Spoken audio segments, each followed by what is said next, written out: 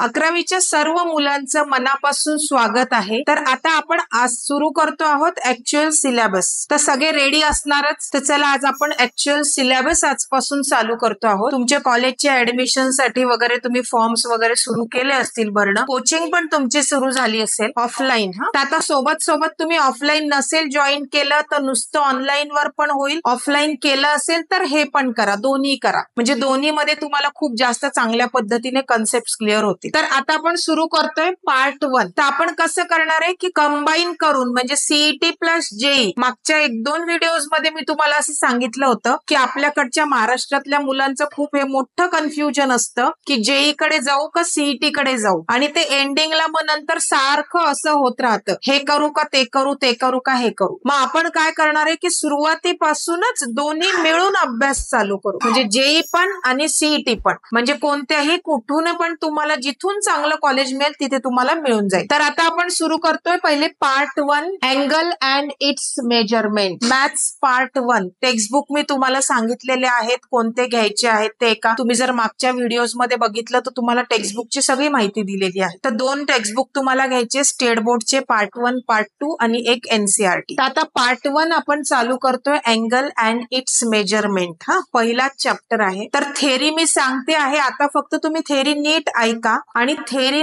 Hand return तुम्हाला notes मी देणार आहे, पीडीएफ त्याची टाकणार आहे. नंतर तुम्ही नोटबुक मध्ये लिहून घ्या सगळ्या गोष्टी. तर आता आपण फक्त थेरी बघणार आहोत. तर पहिला टॉपिक आहे व्हॉट इज डायरेक्टेड अँगल. तर डायरेक्टेड अँगल म्हणजे काय बघा, एक रे कन्सिडर केली OA, consider a ray, rotate it about O, consider a ray OA, rotate it about O. आता तुम्ही म्हणाल रे कशी रोटेट करता येणार, असं काही हाताने उचलून रोटेट नाही करायची, ती आपल्याला इमॅजिन करायची आहे की जे आपण रोटेट करतो आहोत. Till we get the position of ray OB. कुठपर्यंत रोटेट करायची आपल्याला, म्हणजे आपण जितका अँगल काढणार आहोत तिथपर्यंत, म्हणजे OB पर्यंत. मग हा जो रोटेशनने अँगल तयार झाला आहे, angle form due to rotation is called as the directed angle. समजलं what is directed angle? So angle form due to rotation is called as directed angle. तर याच्यामध्ये हा जो रे OA आहे याला म्हणायचं इनिशियल आर्म आणि रे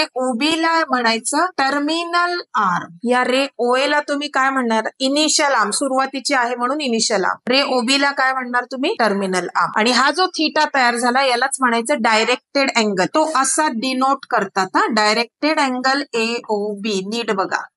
आता अशा काही गोष्टी ना की ज्या 10वी पर्यंत तुम्ही नाही शिकलेले, बऱ्याचशा नवीन गोष्टी आहेत. तर त्याचं तर मी सांगते आहे. तुम्हाला काही डाऊट असेल, काही नसेल समजलं तर कमेंट सेक्शन मध्ये मला नक्की सांगा, मला विचारा की याचा अर्थ काय किंवा हे कळत नाही असं. ठीक आहे, इथपर्यंत कळलं. आता याच्यामध्ये पुढे बघा, हे जर रोटेशन अँटी क्लॉकवाईज असेल, म्हणजे असं मोजलं, असं रोटेट केलं, याचा अर्थ अँटी क्लॉकवाईज, तर तो जो थीटा असतो तो पॉझिटिव्ह थीटा असतो. म्हणजे आता समजा मी थीटा इथे घेतला 30 डिग्री, तर हा जो थीटा आहे हा पॉझिटिव्ह 30 डिग्री. आणि जर हे रोटेशन क्लॉकवाईज डायरेक्शन मध्ये असेल, घड्याळाच्या काट्यासोबत जे आहे ना क्लॉकवाईज डायरेक्शन मध्ये असेल, तर तो अँगल असतो निगेटिव्ह अँगल. म्हणजे समजा फॉर एक्झाम्पल 30 घेतला, निगेटिव्ह. मग आता निगेटिव्ह तुम्हाला बऱ्याच ठिकाणी निगेटिव्ह येणार आहे. तर निगेटिव्हचा अर्थ एकच काय, एक तर अँटी क्लॉकवाईज असेल तर पॉझिटिव्ह, क्लॉकवाईज जर मोजला असेल तर तो अँगल निगेटिव्ह. क्लिअर झालं इथपर्यंत directed angle, clockwise direction, anti clockwise direction. आता पुढे आपण बघणार आहोत types of angles. Types of angles. तर याच्यामध्ये खूपच इझी आहे. तुम्ही जर नोट्स लिहाल ना तर नोट्स लिहिताच तुम्हाला लक्षात येईल की टाइप्स ऑफ अँगल्स. फर्स्ट आहे झिरो अँगल. तर झिरो अँगल म्हणजे काय, झिरो अँगल माहिती, 0 डिग्री. जर रोटेशनच केलं नाही आपण, रोटेशन फॉर्मच नाही केलं, म्हणजे इनिशियल आर्म आणि टर्मिनल आर्म एकच असेल तर त्याला काय म्हणतो आपण, झिरो अँगल. सेकंड आहे स्ट्रेट अँगल. स्ट्रेट अँगल बघा, स्ट्रेट अँगल म्हणजे एकदम सरळ. याचा अर्थ इनिशियल आर्म आणि टर्मिनल आर्म हे दोन जर अपोजिट रेज असतील तर त्याला म्हणायचं स्ट्रेट अँगल. मग आता तुम्ही सांगा स्ट्रेट अँगल किती डिग्रीचा असेल, तर 180 डिग्री. हे प्रोटेक्टरवर पण दिसतं बघा, 180. तुम्ही असं जर बघितलं ना एकदम सरळ 180 डिग्रीवर प्रोटेक्टरवर आहे स्ट्रेट अँगल. असा उलटा जर घेतला तर -180 degree. One rotation angle. One rotation अँगलचा अर्थ काय बघा, एक पूर्ण रोटेशन जेव्हा आपण करतो, समजा आपण असं घेऊ क्वाड्रंट मध्ये, तर याला म्हणायचं वन रोटेशन अँगल. किंवा आपण असं पण घेऊ शकतो, असं करून तो इथे येईल ओ ए आणि बी. 0 डिग्री नाही हा, डायग्राम जरी 0 डिग्री सारखी असेल तरी या एरो कडे लक्ष द्या. एक रोटेशन म्हणजे तुम्ही जेव्हा मंदिरामध्ये आपण देवाला जातो तेव्हा प्रदक्षिणा घालतो ना, म्हणजे आहे तिथून परत फिरून तिथे येतो, म्हणजे काय केलं आपण, एक रोटेशन तयार केलं, तर त्यालाच म्हणायचं वन रोटेशन अँगल. तर वन रोटेशन अँगल असतो 360 डिग्रीचा. हा खूप कामात येणारा अँगल आहे, म्हणजे खूप ठिकाणी लागणारा अँगल आहे आपल्याला. कोणता? One rotation angle. इथपर्यंत समजलं. आता पुढचं पण बघा, राईट अँगल माहितीये 90 डिग्री, मग त्याला म्हणणार कसं, राईट अँगल. हा 90 डिग्री. ठीक आहे, मोठा करते बघा तुम्हाला नीट समजावं म्हणून.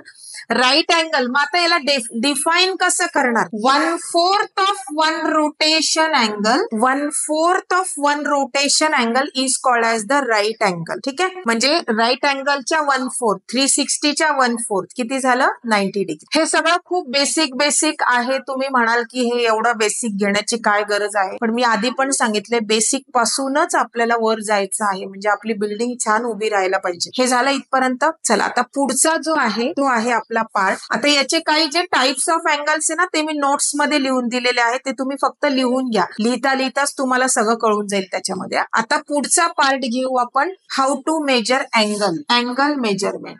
तर अँगल मेजर कशी करायची, आता ह्याच्यासाठी तुम्हाला एक ट्रिक सांगितली होती. काय, अँगल मोजताना इथे असतो 0 डिग्री, 90, 180. पटपट जर लक्षात ठेवायचं तर 9चा टेबल आपल्याला म्हणायचं 9, 18, 27, 36, 45 आणि प्रत्येकावर एक 0 ठेवून द्यायचा. आता जर मी तुम्हाला 840चा विचारला अँगल, तर कोणत्या क्वाड्रंट मध्ये येणार आहे बघा, 810च्या पुढे 840. ठीक आहे. नंतर जर मी तुम्हाला विचारला 927, तर 900 इथे आलेला आहे आणि त्याच्या पुढे 27, दॅट इज हा झाला 927 डिग्री. हे पण लिहून घ्या तुम्ही. नोटबुक मध्ये सगळं तुम्हाला लिहायचं आहे, जे जे नोट्स सांगितलेले आहे. नोट्स मध्ये हा पण टॉपिक तुम्हाला दिलेला आहे की अँगल कसा मोजायचा. मायनस जर विचारलं तर काय करणार मग बघा, समजा तुम्हाला -900 विचारलं, तर तुम्ही फक्त कसं जायचंय, क्लॉकवाईज जायचंय. म्हणजे हा -90, -180, -270, -360, कळलं ना, त्याच्याप्रमाणे मायनसने चेंज करायचं. आता बघा, खूप जणांचं असं होतं, हे नकळत होणारी चूक आहे, की जर -100 विचारलं तर हे तर आलं -90, -100 हा इकडे, तर क्वाड्रंट कोणता येईल, तर क्वाड्रंट इथूनच मोजायचे तुम्हाला 1, 2, 3, म्हणजे क्वाड्रंट थर्डच येईल. फक्त अँगल असा मोजलाय. खूप जण काय करतात की अँगल असा मोजलाय म्हणजे हा फर्स्ट आणि हा सेकंड. नाही, क्वाड्रंट बदलत नाही, क्वाड्रंट तेच राहतात. इथपर्यंत झालंय क्लिअर. त्याच्यानंतर पुढे बघा,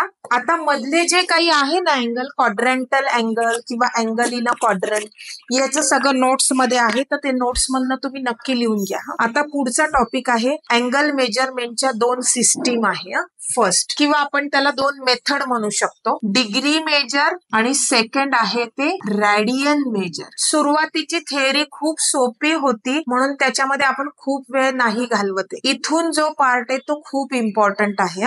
ते नोट्स मधनं तुम्ही स्टार्टिंगचं पण कम्प्लीट करून घ्या. सगळं पूर्ण करायचं आहे. तर आता आपण बघणार आहोत डिग्री मेजर आणि रॅडियन मेजर. आता बघा, डिग्री मेजर जे आहे ना, हे तुम्हाला 10वी पर्यंत आपण जो अँगल मोजला प्रोटेक्टरने, तो सगळा डिग्री मध्ये मोजला. पण actually what is degree, degree म्हणजे काय बघा.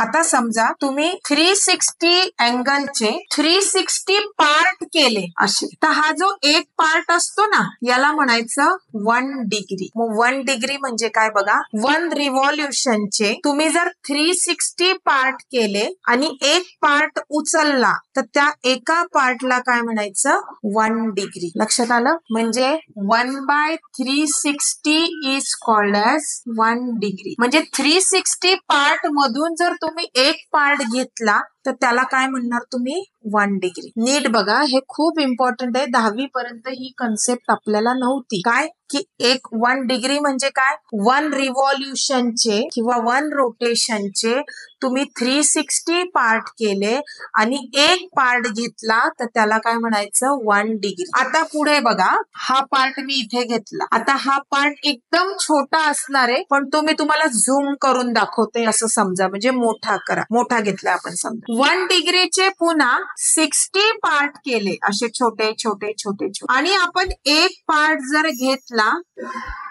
हा एक पार्ट मी इथे घेतला, तर ह्या एका पार्टला म्हणायचं 1 मिनिट. मिनिट साठी डोक्यावरती एक डॅश दाखवायचे. मग आता तुम्ही सांगा 1 डिग्री म्हणजे किती मिनिट होते, याचे 60 केले ना आपण, 60 छोटे पार्ट केले, म्हणजे एका डिग्रीचे 60 पार्ट केले आणि एका पार्टला 1 मिनिट म्हणतोय. That means 1 degree is 60 minute. खूप इम्पॉर्टंट कन्सेप्ट. आता जो अँगल मोजायचा असतो ना, तो डिग्री, मिनिट आणि सेकंड्स मध्येच तुम्हाला मोजावा लागतो. तर ते ना मॅथ्सला नाहीये, म्हणजे मॅथ्स मध्ये नाही येणार हे डिग्री, मिनिट, सेकंड. थोडंफार कुठेतरी आहे 12वीला, पण खूप नाही येणार. पण फिजिक्स मध्ये हे खूप आहे. काय, अँगल डिग्री, मिनिट आणि सेकंड मध्ये काढायचं. तर हे कळलं. 1 डिग्री इज 60 मिनिट. आता पुन्हा हा 1 मिनिट आपण घेतला, मी झूम करून दाखवते आहे तुम्हाला. 1 मिनिट घेतला, त्याचे परत 60 पार्ट केले आणि याच्यातला एक पार्ट घेतला, तर ह्या एका पार्टला म्हणायचं 1 सेकंड. ठीक आहे, याचा अर्थ 1 मिनिट किती झाले, 60 सेकंड्स. 1 minute is 60 seconds. मग परत एकदा बघू आपण. Therefore 1 degree is 60 minute, 1 minute is 60 seconds. लक्षात आलं. कन्व्हर्जन नीट लक्षात ठेवा, खूप महत्वाचं, खूप ठिकाणी लागणार. आता जर आपण स्टेट बोर्डची आपली पहिली एक्सरसाइज बघितली किंवा एनसीआरटीची पण बघितली, तर त्याच्यामध्ये हे डिग्री आणि मिनिट आहे. म्हणजे कन्व्हर्जन करायचं डिग्री इंटू मिनिट, किंवा एखादा अँगल आहे तो डिग्री, मिनिट, सेकंड मध्ये कन्व्हर्ट करायचा, किंवा डिग्री, मिनिट, सेकंडचा पूर्ण डिग्री मध्ये आणायचा. हे त्याच्यामध्ये एक्झाम्पल्स आहे. हे कन्व्हर्जन सगळ्यांना समजले? काही डाऊट असेल तर मला नक्की विचारा.